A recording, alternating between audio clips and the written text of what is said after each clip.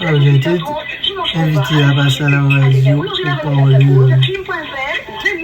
de la place du Père en Guadeloupe. Donc, je me suis dit, je filme. Donc, ça va voir. Je ne sais pas, j'espère que vous allez bien entendre en tout cas.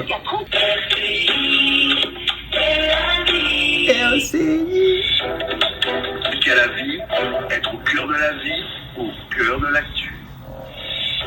Alors, l'image du père Antillais s'est-elle améliorée? Alors, ce sera une question débattue à la Factory, qui se situe à la rue Achille René Boisneuf à Pointe-à-Pitre, à Pala, laisser de la place au père, avec plusieurs intervenants. Mais avant de parler des intervenants de qualité qui seront présents, eh bien, on va donner la parole à Loni. Bonsoir Loni. Bonsoir. Merci d'être avec nous. Alors Loni, à votre avis, est-ce que l'image du père s'est améliorée? Ben, c'est plus qu'amélioré, moi je pense, parce que, je ne sais pas si vous m'entendez bien, j'espère que vous m'entendez bien. On vous entend parfaitement. Ok.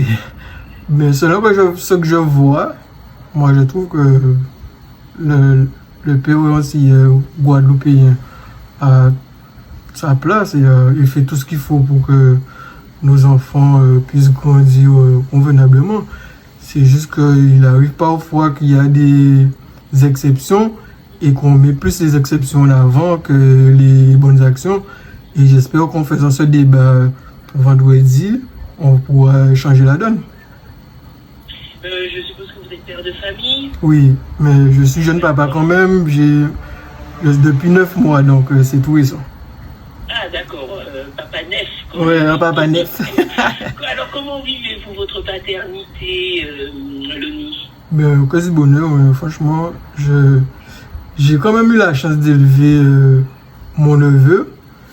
Donc je m'y attendais un peu, mais ça fait quand même plus de 10 ans. Maintenant mon neveu il a 18 ans, donc moi maintenant je vais avoir 35 ans, pouvoir être père maintenant. C'est encore mieux que ce que j'avais fait par rapport à mon neveu. Mais c'est encore une découverte parce que ça fait que 9 mois et je pense que j'espère que ce sera encore pour la vie et pouvoir éduquer ma fille et lui donner la même éducation que mes parents m'ont donné tout simplement. Alors pour vous, être père, qu'est-ce que ça signifie concrètement? Alors qu'est-ce que ça signifie? Bien, comme je viens de parler, pouvoir éduquer, l'amour. Ça veut dire transmettre des valeurs. Ouais, transmettre des valeurs. Et aussi, on fait souvent la différence entre, comment expliquer ça bien, on a tendance à donner l'éducation, mais on ne montre pas l'exemple. Et on sait tous que nos enfants, quand ils sont jeunes, ce sont des mimes en fait, ils nous copient en fait. Donc, des fois, on peut même rien dire, pas donner l'éducation, juste agir et éduquer nos enfants comme ça. Donc, juste faire attention à ça. Moi, c'est ces valeurs que j'essaie de mettre en pratique en donnant, en montrant à ma fille que tout simplement qu'il ne faut pas se décourager, il suffit de le vouloir pour réussir et voilà quoi. On retient beaucoup d'amour et surtout l'important ce sont les actes qui comptent. Voilà. Alors c'est vrai que les paroles aussi sont importantes, oui. Mais si on n'est pas en cohésion avec ce que voilà. l'on dit, eh bien c'est sûr qu'il y a quelque chose, il y a mal donne quelque part. Voilà. Merci beaucoup pour votre témoignage. Si vous aviez un message à faire passer aux papas qui nous écoutent et à l'ensemble de la population en tant que père, ce serait quoi? Alors, si j'ai un message à dire à tous les papas, c'est de continuer. Parce que c'est pas facile, surtout avec les a priori qu'on a. Donc, continuer à donner de l'amour à ses enfants, à éduquer. Moi, il m'arrive parfois, je suis en train de promener ma fille, il y a un papa qui m'arrête, qui me dit qu'il est en mauvais terme avec ses enfants. Donc, c'est un peu triste d'entendre ce genre de truc, parce qu'il y a une séparation, mais généralement, le père est délaissé par rapport à la mère. Je ne dis pas que c'est tout le temps pareil, tous comme ça, mais même si ça arrive, de continuer à rester en contact avec ses enfants, continuer à les éduquer, continuer à leur donner de l'amour, et de toutes les façons, si on est, si on est bienveillant, ben ça va bien se passer. Merci pour votre message. On vous souhaite une bonne fête parce que ce sera votre première fête des pères. Oui, c'est bien ça. D'accord. Eh bien, Loni, on vous souhaite une très très belle fête des pères et savourez bien cette journée, cette première. Merci Alors, à on vous. continue à nous appeler, chers auditeurs. On vient d'écouter le témoignage de ce jeune papa, Loni. Et est-ce que l'image du père antillais s'est-elle améliorée? Alors, vous insistez sur le mot père antillais. Vous auriez pu dire l'image du père tout court. Vous avez mis le père antillais. Parce que déjà, nous sommes guadeloupéens. Oui. Et qu'en fin de compte, c'est cette image qu'on connaît, cette image pour la majorité en tout cas de nos pères, tontons, voisins, qui délaissent leur famille, qui vont aussi à droite à gauche, voilà, et sans être présents tout le temps ou même à temps partiel en fait, dans la vie de leurs enfants. Et c'est pour ça qu'en fin de compte, le thème a été ainsi libellé, c'est qu'en fait, plus précisément, le père antillais a une image de père absent. Et ces nouvelles générations de pères, celles qui a dans la quarantaine, voire 30, même la trentaine, a décidé, elle, de s'impliquer vraiment dans la vie des enfants. On a plusieurs exemples autour de nous et on souhaite les mettre en avant, puisque justement, on en a assez de mettre uniquement des exemples négatifs en avant et on veut montrer de bons exemples de pères présents, de pères impliqués, de pères actifs qui en fait veulent vraiment construire des adultes conscients et J'ai coupé les micros, en j'espère fait que vous m'entendez plein pas. d'amour et de détermination en fin de compte pour une belle identité et de belles personnes, tout simplement. D'accord. Avant, alors je ne veux pas qu'on reste dans des images négatives, mais je voudrais vous demander simplement, est-ce que vous avez lu le livre de Marie-Hélène Lomuno, Semeur de sperme, l'autre crime de le cas de la Guadeloupe? Alors, Pierre Claude l'a lu, en effet. Difficile de dire papa.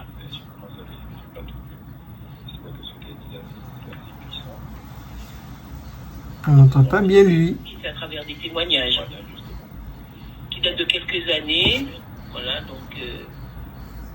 Maintenant, voilà, aujourd'hui, il faut montrer quelque chose de positif. Oui, tout à fait, d'accord. Et elle a surtout insisté, Nancy, sur cette nouvelle génération de papas, trentaine, quarantaine à peu près, où il y a cette volonté d'accompagner, de faire évoluer les enfants, quelles que soient les relations qu'ils peuvent avoir avec la maman.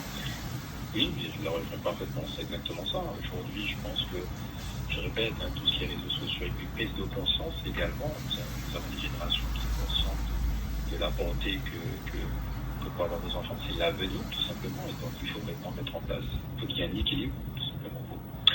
On va donner la parole à un bouillantais, il s'appelle Gérard, ou Gérald. Bonsoir Gérard. Allô? Bonsoir. Oui, on vous écoute Gérard. Alors à votre avis, est-ce que l'image du père antillais s'est améliorée? Beaucoup amélioré. Et on entend un peu partout et on voit le jeune père, comment il promène son enfant, comment il prend soin de son enfant. Même sur les réseaux sociaux, on voit comment les jeunes pères, ils font des bisous, ils s'occupent de leurs enfants. Et puis il y en a qui les accompagnent partout. Ils les accompagnent partout, ils sont au judo, ils emmènent au foot, les enfants sont gardés avec des équipements de sport, tout ça, ils font ce qu'ils peuvent. Mais il y a un problème malgré tout qui reste crucial, qui reste souvent en suspens, c'est lorsque les parents s'entendent plus, et là, ça se répercute sur l'enfant qui a déjà qui a été bien occupé par son papa. Alors après, il y a cette espèce de comment dirais-je, d'animosité qui est créée et ça casse tout. Ça casse tout. Et c'est là, bon, il y a aussi je pense qu'il fallait pas, même si on est fâché avec sa compagne, il est important de garder de bonnes relations avec son enfant, quelle que soit la situation. Alors moi je suis un père divorcé et j'ai accompagné les enfants jusqu'au bout en fait. Les enfants ont été, je me suis occupé jusqu'au bout, j'ai rempli mon rôle jusqu'au bout. Mais ce qui se passe des fois avec, dans le couple lorsqu'il y a animosité, lorsque ça ne marche pas, eh bien, les enfants vont servir, c'est pas le sujet, mais les enfants vont servir de bouclier. Et c'est ça qui casse tout, et après, on ne voit plus les enfants, et c'est une douleur pour tout le monde. Absolument. L'image du jeune père antillais, moi je trouve qu'elle est positive. Parce que moi je les vois, et moi je les félicite déjà beaucoup. Hein? Je les vois, ils promènent leur enfant, ils s'occupent bien de leur enfant. Moi, l'image pour moi elle est positive. Et je leur dis de continuer comme ça, de ne pas, même s'il y a des histoires entre le groupe, de ne pas lâcher. De ne pas lâcher, de toujours rester avec leur enfant, de toujours bien s'occuper. Mais quand le jeune père, moi je vois qu'il est il est sur son petit nuage, en fait c'est pas un nuage, il est dans son vidéo, comme on dit, hein, et lorsqu'il est dans son truc, et moi ce que j'ai peur des fois, c'est la déception des fois. Parce qu'il est bien, il fait tout ce qu'il doit faire, il le fait, et une fois que les ennuis commencent, ce truc-là s'effondre. C'est ça qu'il faut faire attention. Le mental. Vraiment faire attention parce que je les vois bien investis. Ils sont bien investis. Je comprends tout ça parce que j'ai des gens proches de moi qui sont comme ça. Ils sont bien investis. Et j'ai peur que lorsque les choses commencent à se gâter un petit peu entre le couple, les rapports, et qu'après qu'ils soient déçus. C'est souvent, il y a une grande déception des jeunes qui se lancent. Mais il faut... Et non, je disais que même s'il y a les relations deviennent tendues, ne sont plus comme avant, hein, ça arrive, mais ne pas perdre la faute de l'enfant. Que l'enfant n'a rien demandé et le parent, le père comme la mère doivent comprendre, même si nous on ne s'aime plus, on se sépare, mais nous on t'aimera toujours. Et ce que vous voulez dire, cher auditeur, c'est que parfois, malheureusement, l'enfant lorsqu'il y a tension dans le couple, il est parfois un petit peu le réceptacle de tous les problèmes, on l'utilise et ça c'est pas très bien, c'est pas bien du tout d'ailleurs. C'est tout à fait vrai et c'est ce qu'on aperçoit partout. Moi je connais autour de moi des enfants et ça fait bien passer avec le père, maintenant il n'a plus leur papa. Voilà, chacun doit avoir l'intelligence, même s'il y a tension, distension, séparation, mais l'enfant reste toujours, et bien, parce qu'il n'a pas demandé à être là, donc voilà, là et là, en tout cas, les jeunes pères, ils font ce qu'ils peuvent maintenant. Oui, c'est vrai, on s'en rend compte, on échange avec eux, on sent qu'ils sont investis dans leur rôle de père. Merci beaucoup. Merci pour votre témoignage. Alors, vendredi, c'est à partir de 19h à la Factory, l'image du père antillais est améliorée. Il y aura bien sûr plusieurs intervenants. Monsieur Pierre-Claude, lui, sera là, bien sûr, avec président de l'association Papa Ewo. Mais il y en aura d'autres. Alors, lesquels, Nancy? Alors, il y aura Nathalie Loïc, qui est conseillère en parentalité masculine. Donc, elle est créatrice de Nouna et d'une méthode repère, justement, pour aider les pères à être de meilleures personnes et de meilleurs exemples pour leurs enfants. Et en tout cas, à s'impliquer encore plus et de façon bienveillante dans la vie de leurs enfants. Ensuite, il y aura Thierry Mapoula, donc, qui est à l'association Papa Doubout. Il y aura Lysandre, qui est psychothérapeute énergéticienne, et Raymond Otto, donc sociologue, anthropologue. Exactement. Du beau monde pour pouvoir échanger. Hein. Donc, alors, est-ce qu'il faut réserver? Alors, c'est gratuit, mais je pense qu'il vaut mieux réserver. Alors, exactement. L'espace de The Factory est quand même assez réduit. Donc, on vous conseille de réserver sur le site With Events. Vous avez le lien dans la biographie de l'Instagram The Factory.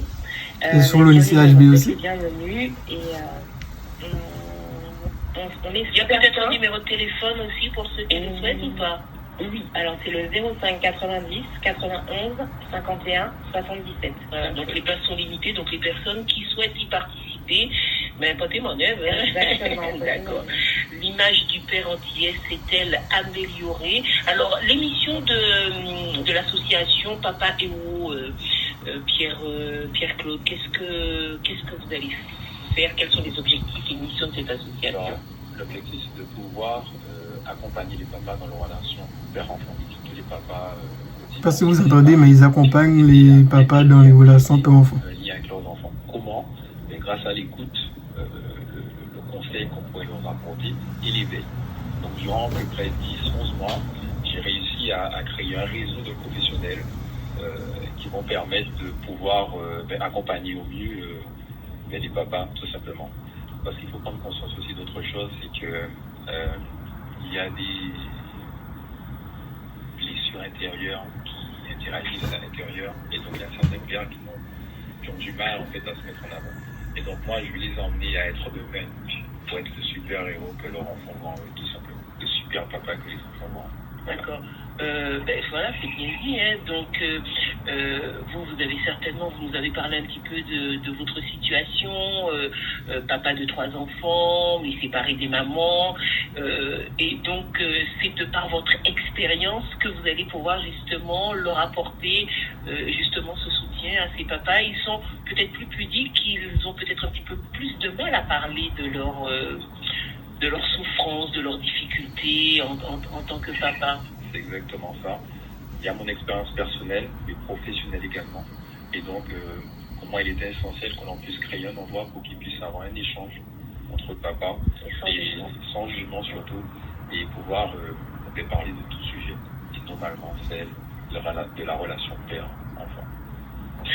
C'est vrai que c'est un sujet sur lequel on peut débattre énormément, hein, puisqu'il y a plusieurs aspects à prendre en compte dans cette relation père-enfant. Et vous l'avez entendu, tout à l'heure Loni l'a dit, notre auditeur suivant également l'a souligné, lorsqu'il y a une tension dans le couple, et bien souvent ce sont les enfants qui en font les premiers, les frais. Exactement ça. Et donc justement, il y en a qui ont déjà vécu l'expérience. Donc nous serons là aussi pour parler de nos expériences, échanger avec des professionnels qui sont au fait là-dessus, pour pouvoir aider les papas à mieux gérer en fait cette situation. Parce que je pense que si j'avais eu certains professionnels, je pense que j'aurais pu faire les choses différemment. Voilà. Je l'ai fait convenablement. Vous avez fait du mieux que vous pouviez. Voilà, mais maintenant je vais essayer d'apporter c'est pas évident. Ces connaissances en fait à d'autres papas qui sont isolés, qui ont peur de pouvoir échanger. Si vous voulez savoir comment il a géré Louis, il faudrait venir vendredi soir. Bon, je vous dis à plus. Et j'espère que vous allez être là vendredi.